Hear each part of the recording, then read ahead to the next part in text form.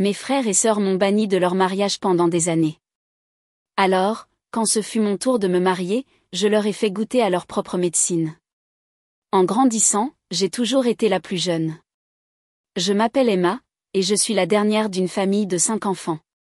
Mes frères et sœurs, Marc, Christophe, Sophie et Julien, étaient tous beaucoup plus âgés que moi, si bien que parfois, j'avais l'impression de faire partie d'une famille différente. Quand j'ai eu l'âge de former des souvenirs, ils déménageaient déjà, partaient à l'université, ou commençaient leur vie d'adulte. C'était comme si j'étais une idée de dernière minute, un drôle de petit appendice qu'ils devaient supporter. Mais malgré tout, je les aimais. Quand on est le plus jeune, on admire ses aînés comme des héros.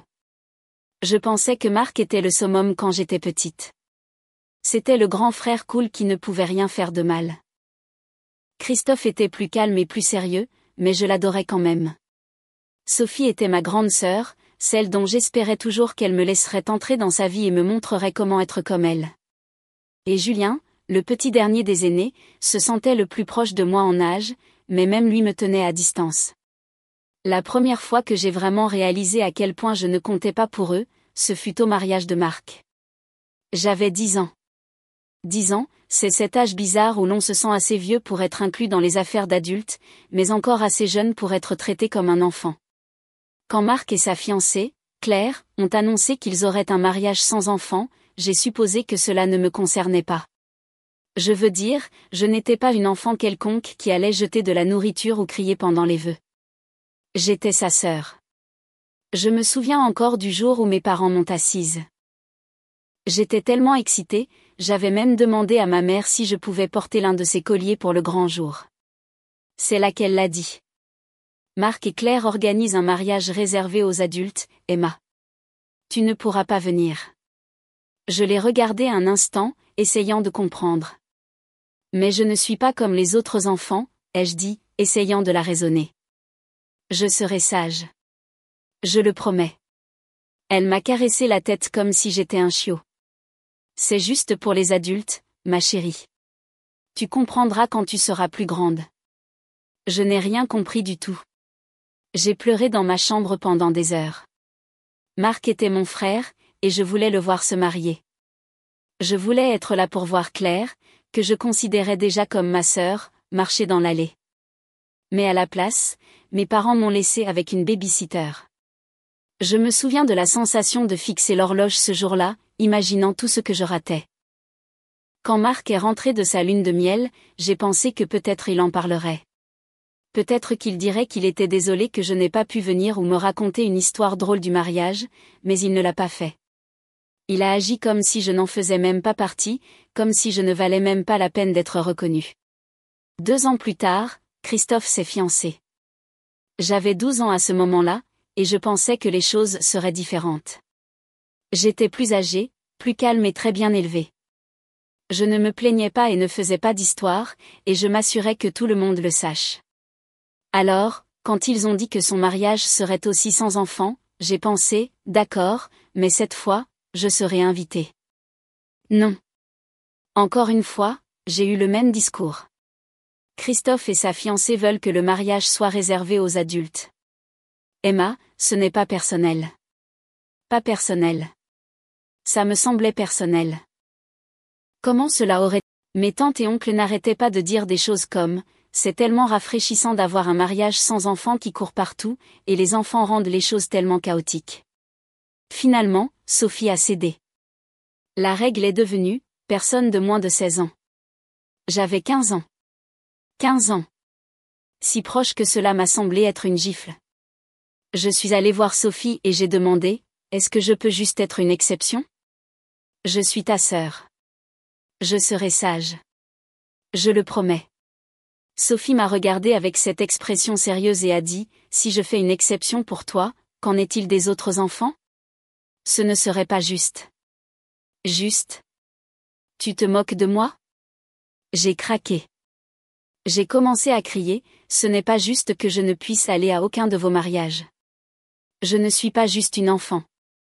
Je suis ta sœur. » C'est là que mes parents se sont mêlés.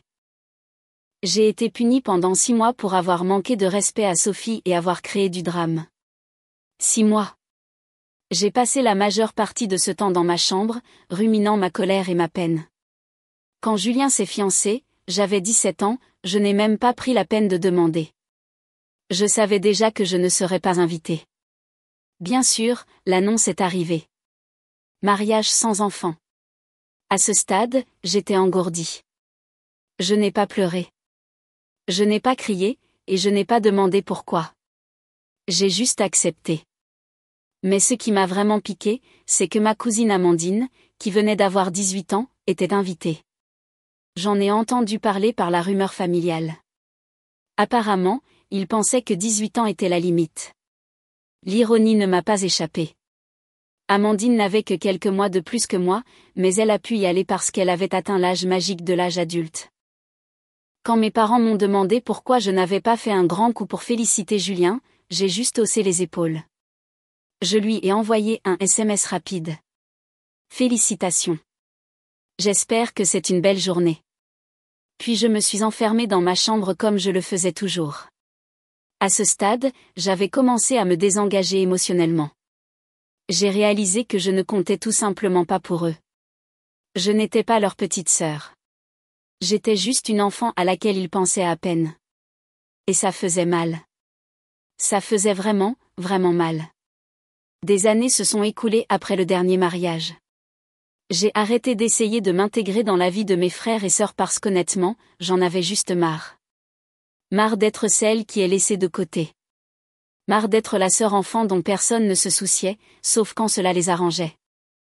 Au moment où j'ai rencontré mon fiancé actuel, Théo, j'avais pratiquement renoncé à la dynamique familiale. Je n'attendais plus grand-chose de personne. Théo a été la première personne à réellement écouter quand je lui ai parlé de ma famille. Je me souviens d'être assise sur son canapé, lui racontant comment j'avais été bannie de 4 des mariages de mes frères et sœurs et il a eu l'air sincèrement choqué. « Attends, ils ne t'ont pas invité ?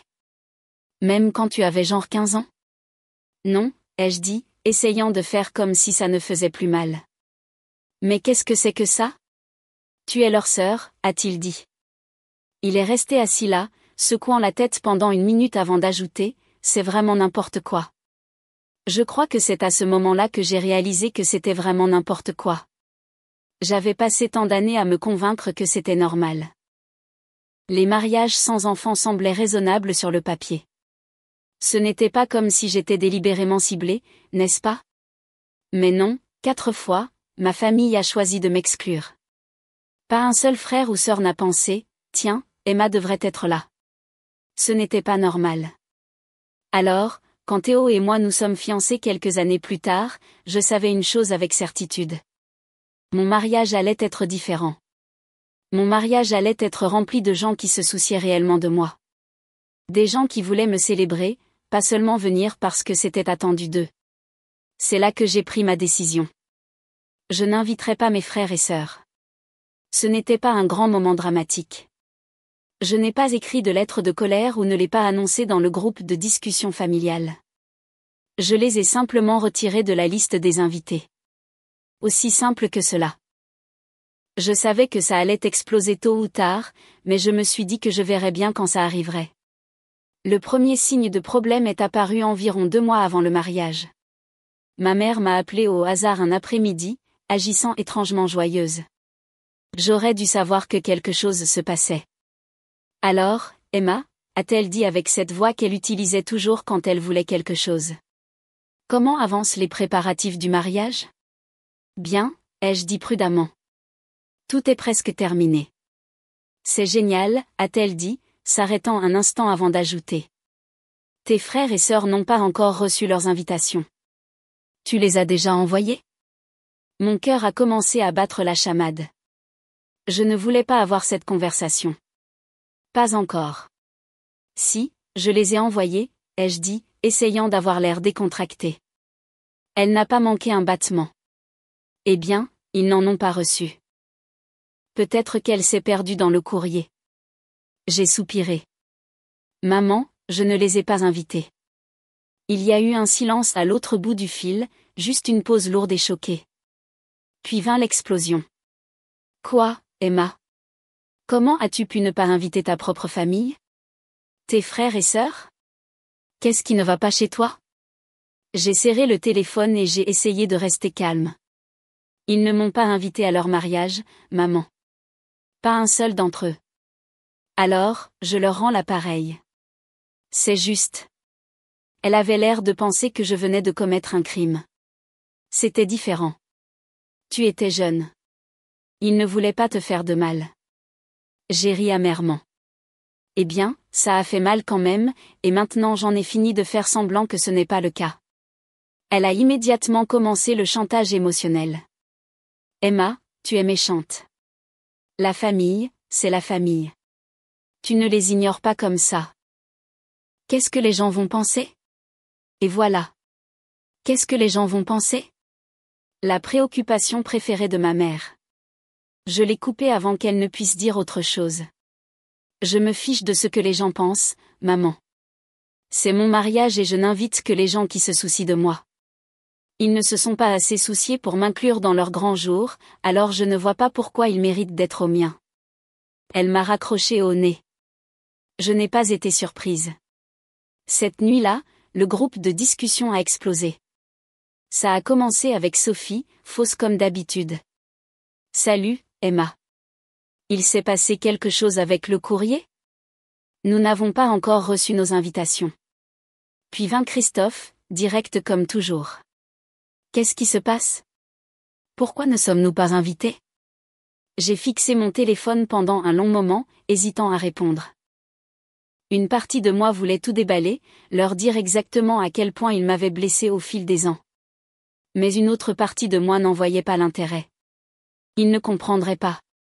Ils n'avaient jamais compris, alors je n'ai rien dit.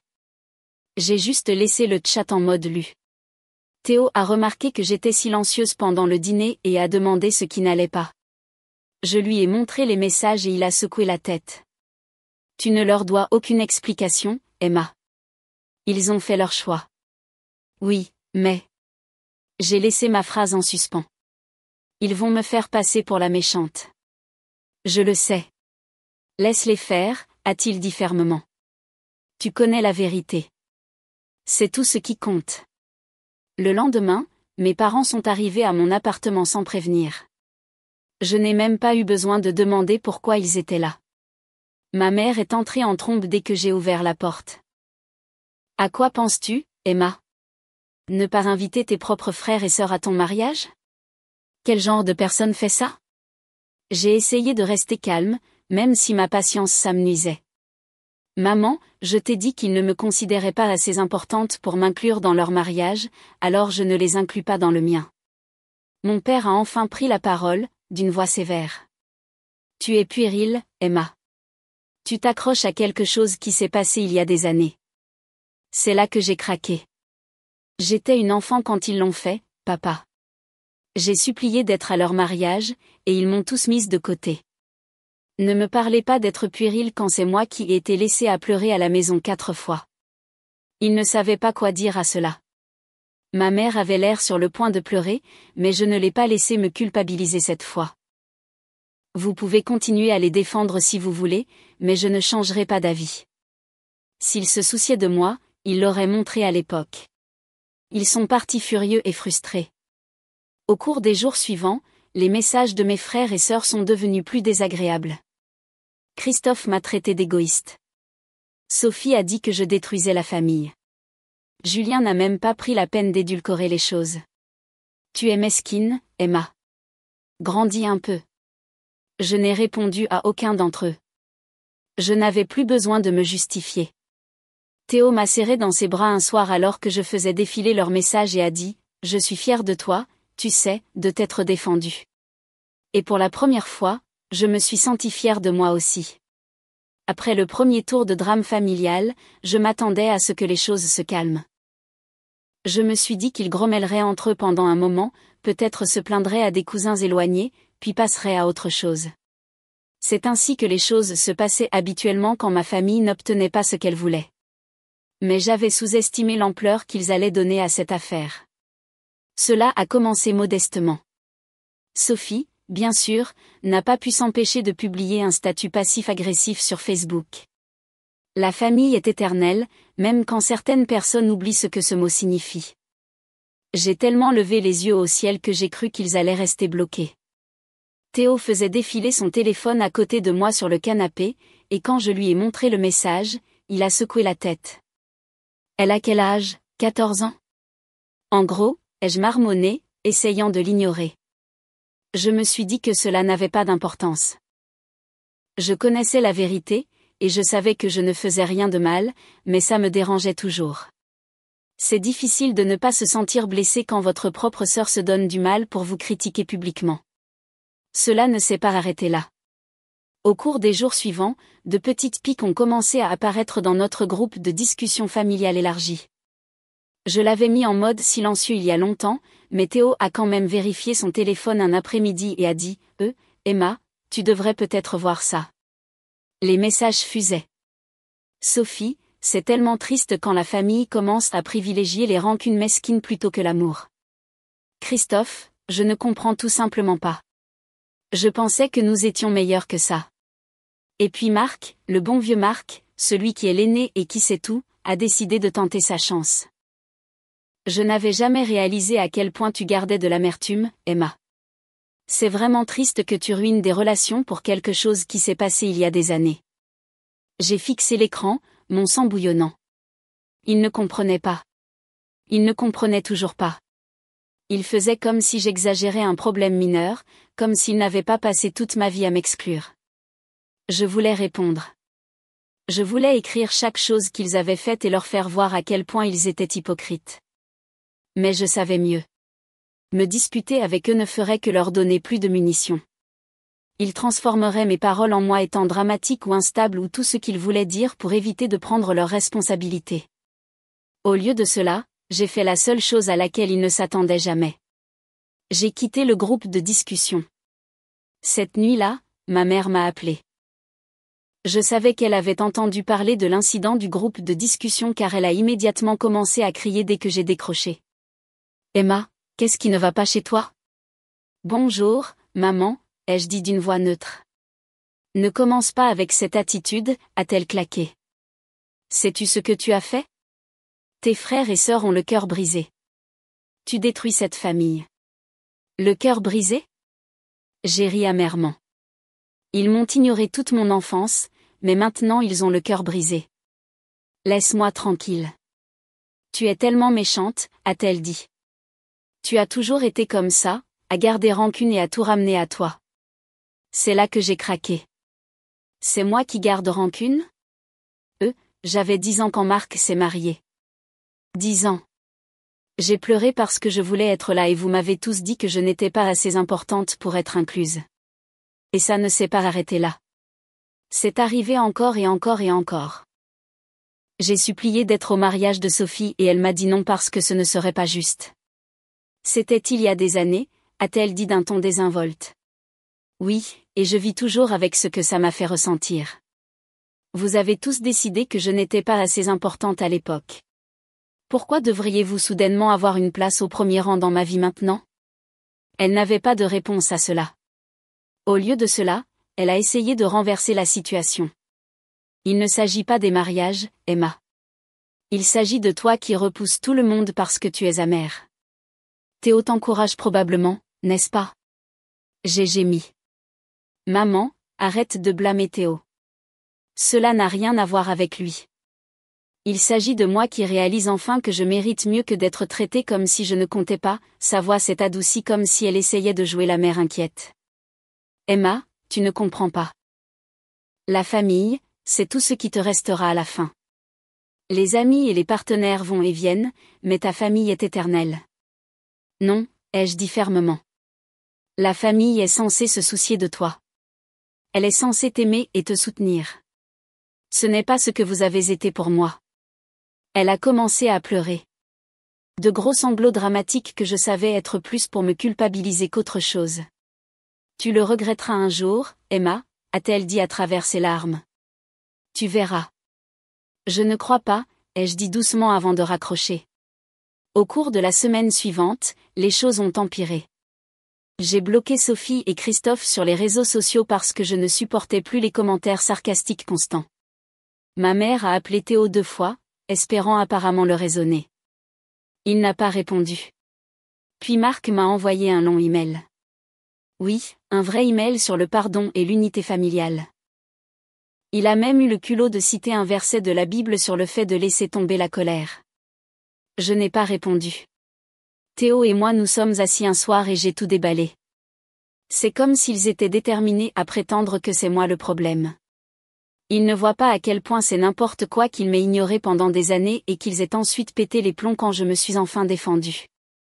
Tu sais ce que c'est, a dit Théo, ils ne sont pas en colère de ne pas avoir été invités.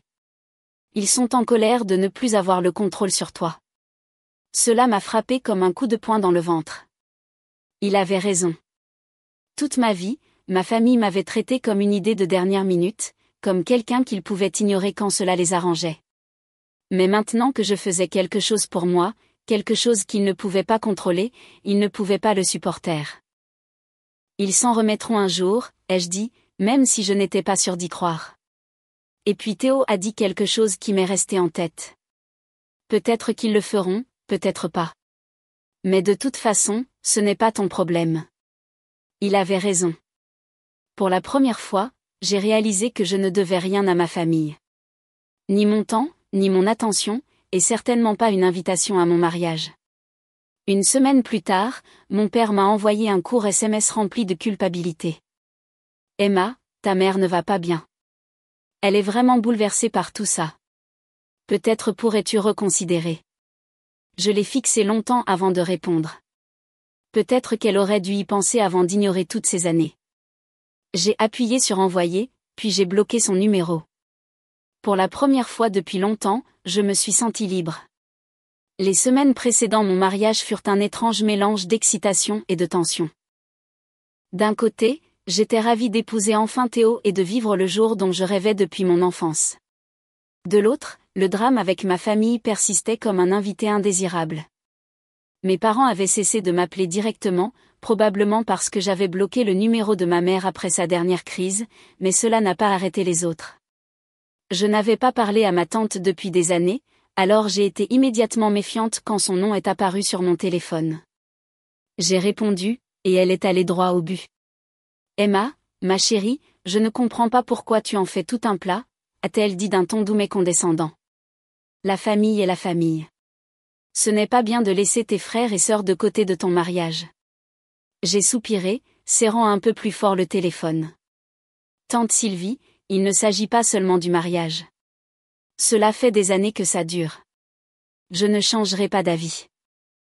Mais c'est la famille, a-t-elle insisté comme si ce mot devait tout arranger.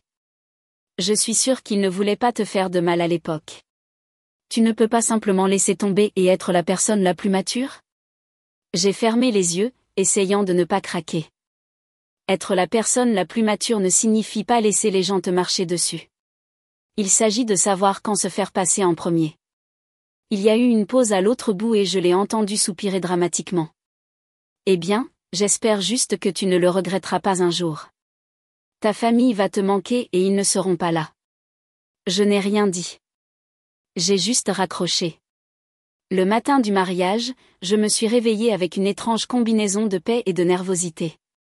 Ce n'étaient pas les tracasseries habituelles du jour du mariage, du genre « et si quelque chose ne va pas ». C'était plutôt comme si j'attendais que quelque chose se produise. Je savais que ma famille n'était pas invitée, mais je ne pouvais pas me débarrasser du sentiment qu'ils trouveraient un moyen de s'immiscer dans la journée d'une manière ou d'une autre. Mais Théo, étant le gars incroyable qu'il est, a refusé de me laisser m'attarder le dessus. Quand je lui ai fait part de mes inquiétudes alors que nous nous préparions séparément, il a juste souri et a dit « Emma, ce jour est à nous. Rien d'autre n'importe.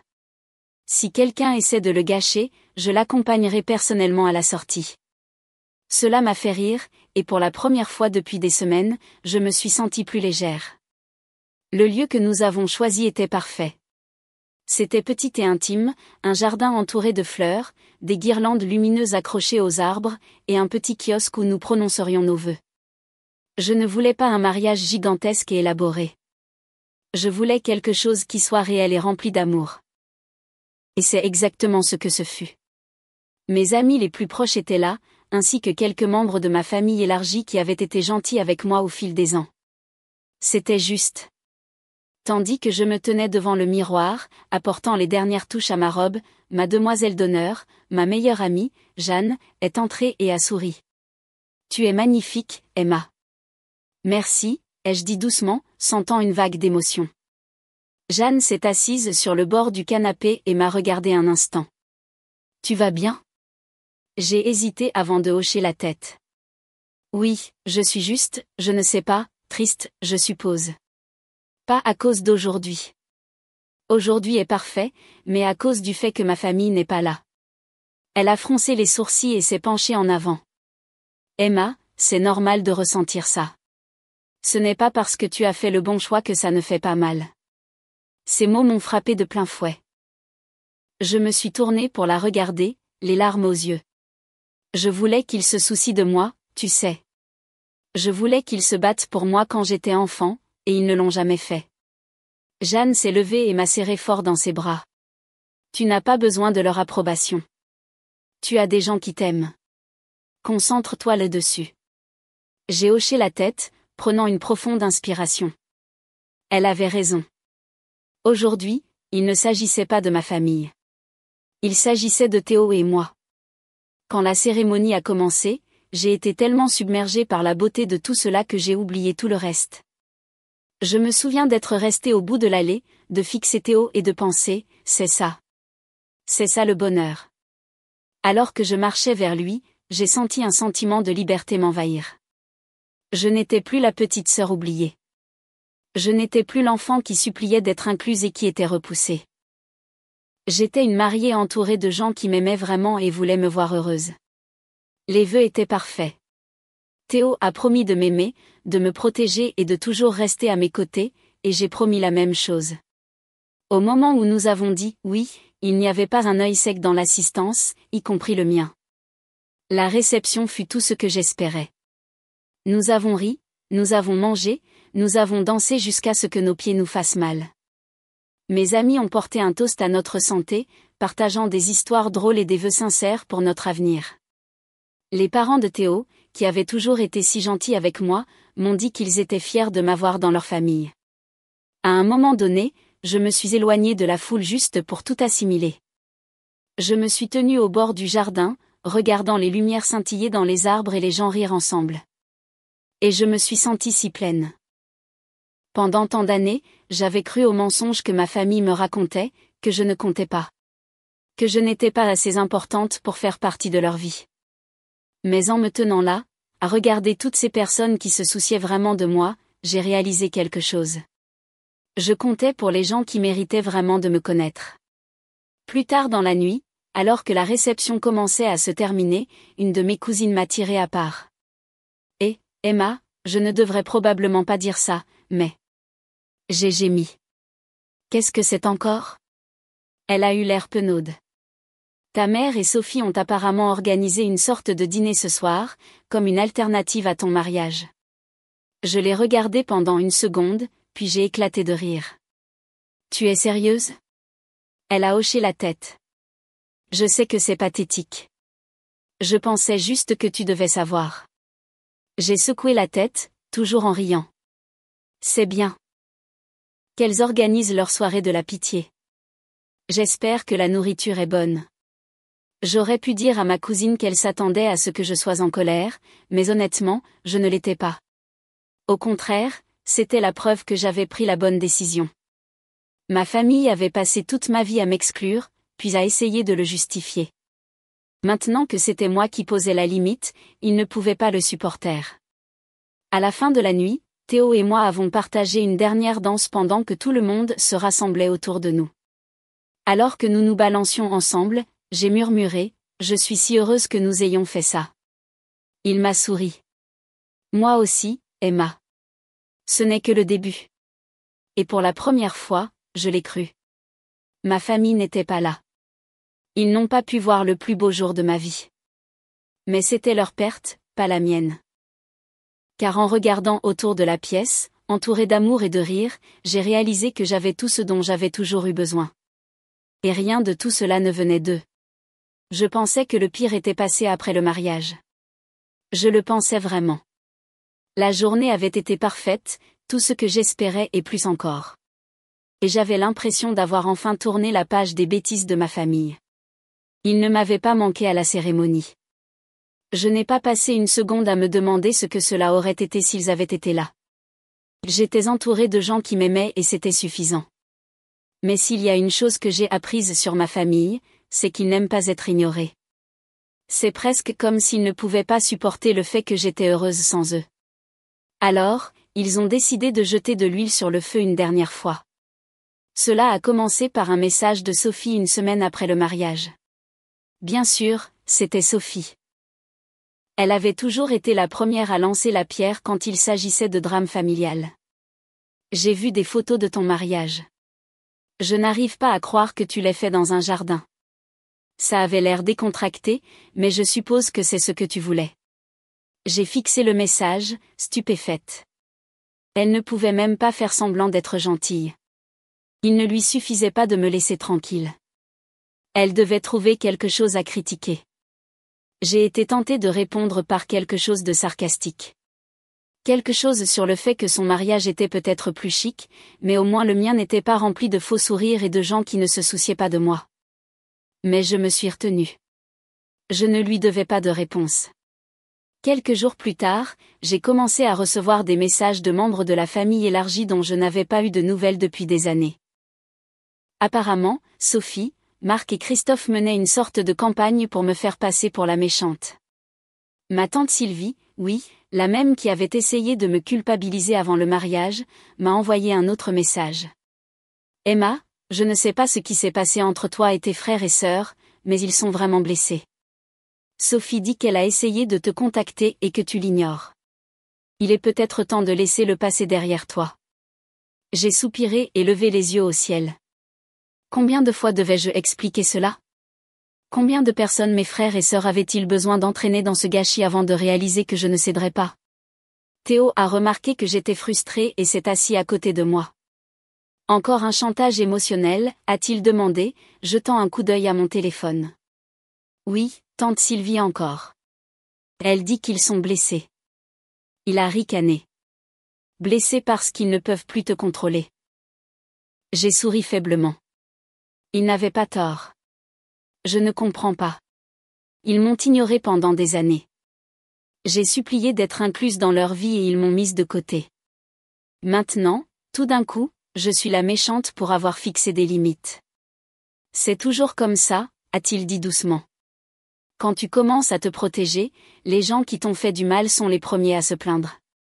Le véritable point bas est arrivé quelques jours plus tard quand ma mère est apparue sans prévenir. C'était un dimanche après-midi et Théo et moi passions une journée paresseuse, préparant un brunch en pyjama, riant de crêpes brûlées. Nous avons entendu frapper à la porte et j'ai figé. Je savais que c'était elle. Bien sûr, j'ai ouvert la porte et j'ai trouvé ma mère là, l'air aussi dramatique que jamais. Emma, a-t-elle dit, sa voix portant déjà ce ton familier de déception. Nous devons parler. J'ai soupiré.